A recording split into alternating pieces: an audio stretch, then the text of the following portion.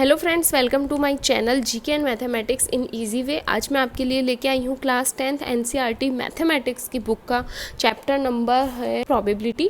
तो हम इस वीडियो में प्रोबेबिलिटी के बारे में देखेंगे। Pick is mathematical definition of probability, यानी आपकी बुक में जो प्रोबेबिलिटी की डेफिनेशन दी गई है उसको हम देख लेते हैं। If in a trial total number of outcomes is mutually exclusive और डिसजॉइंट, यानी कि डिफरेंट होने चाहिए events, and out of then in outcomes are favorable to a specific event, then the probability of event A would be m upon n. It means PA is equal to number of favorable outcome m upon total number of possible outcome. यहाँ हम represent कर रहे हैं favourable outcome को m से और possible outcome को n से। और PA का मीन्स क्या होगा? Event is A, then probability of event A is shown as PA। Okay, ये फॉर्मूला आपको क्या करना है, याद रखना है। Number of favourable outcome upon total number of possible outcome. आपको क्वेश्चन में जो भी पूछा जाए, क्वेश्चन में पॉसिबल आउटकम आपको उसको फाइंड आउट करना है और उनको काउंट करना है। देन आपको जो क्वेश्चन पूछा गया है उसके फेवरेबल आउटकम फाइंड करना है और उनको काउंट करना है, दोनों को डिवाइड करना है और आपकी इवेंट ए की प्रोबेबिलिटी आपको मिल जाएगी। अब इस फॉर्मूले को लेके कुछ नोट्स मैंने यहाँ लिखे हैं। First of all, first point is if in a trial occurrence of event A is sure, यानी कि आप डेफिनेटली कह सकते हैं कि ये इवेंट तो होगा ही होगा, चाहे कुछ भी कर लीजिए। तो हम उसके लिए क्या लिखेंगे? फेवरेबल आउटकम और टोटल आउटकम क्या हो जाएंगे? उनके इक्वल हो जाएंगे। Then m is equal to n and PA is equal to n upon n is equal to 1, यानी कि हम क्या कहेंगे? Probability of event A is equal to कितनी हो गई? 1 हो गई। देखो अब इसको बच्चों ध्यान से समझते हैं। इसका मीन्स क्या हो गया? देखो कोई एग्जाम्पल जैसे मैं आपको लेती हूँ कि रात को तारे दिखने की प्रोबेबिलिटी कितनी है। तो रात को नॉर्मल सी बात है कि रात को आपको तारे दिखेंगे ही दिखेंगे, श्योर है ये चीज़। तो हम उसके लिए प्रोबेबिलिटी की वैल्यू क्या लिखेंगे? 1। ठीक है। If in a trial occurrence of event A is impossible, यानी कि इस बार आपको क्या दिया गया है? इस बार ऐसा इवेंट दिया गया है जो बिल्कुल आपको इम्पॉसिबल लगे, उसके लिए प्रोबेबिलिटी कैसे निकालेंगे? तो एक एग्जांपल लेते हैं। सपोज आपको बोला गया दिन में तारे दिखने की प्रोबेबिलिटी। तो दिन में तारे दिखना मतलब आसमान के तारे। ओके, तो आसमान में तारे दिखना क्या है? एक इम्पॉसिबल इवेंट है।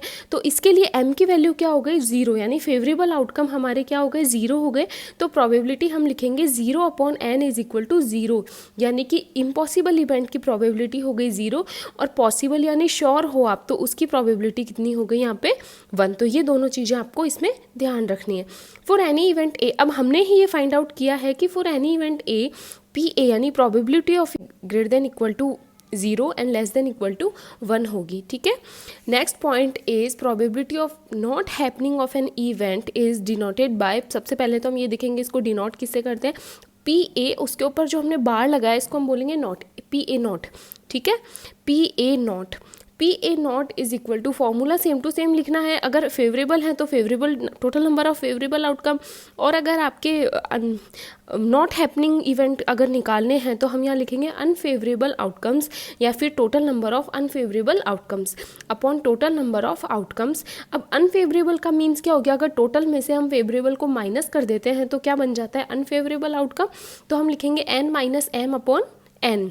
ठीक है, इज इक्वल टू, अगर हम सेपरेट करेंगे तो n अपॉन n हो गया 1 और m अपॉन n को हमने लिख दिया m अपॉन n। ठीक है, is equal to 1 minus m upon n। अभी हमने ऊपर देखा था m अपॉन m क्या लिखते हैं?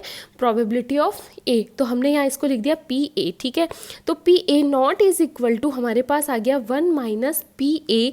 तो ये PA not is equal to 1 minus PA, it means not happening event की probability is equal to 1 minus happening event की प्रोबेबिलिटी। ठीक है, ये पॉइंट एक फॉर्मूला आपको ये याद रखना है। डायरेक्ट बेस पे क्वेश्चंस आते हैं, कई क्वेश्चंस आपके एक्सरसाइज में भी हैं जो पॉइंट्स वाले क्वेश्चन हैं। ठीक है, तो ये डायरेक्ट बेस पे क्वेश्चन आते हैं तो आपको ये फॉर्मूला बिल्कुल याद रखना है। या फिर हम इसको क्या लिख सकते हैं? PA plus PA not is equal to 1। It means कि A के होने की प्रोबेबिलिटी और A के नहीं होने की प्रोबेबिलिटी, इन दोनों को अगर ऐड कर दिया जाए तो कितना आता है? 1 आता है। तो ये आपको हमेशा ध्यान रखना है। फॉर्मूले बिल्कुल इंपॉर्टेंट है, इन पर डायरेक्ट बेस पे क्वेश्चन आते हैं। ठीक है।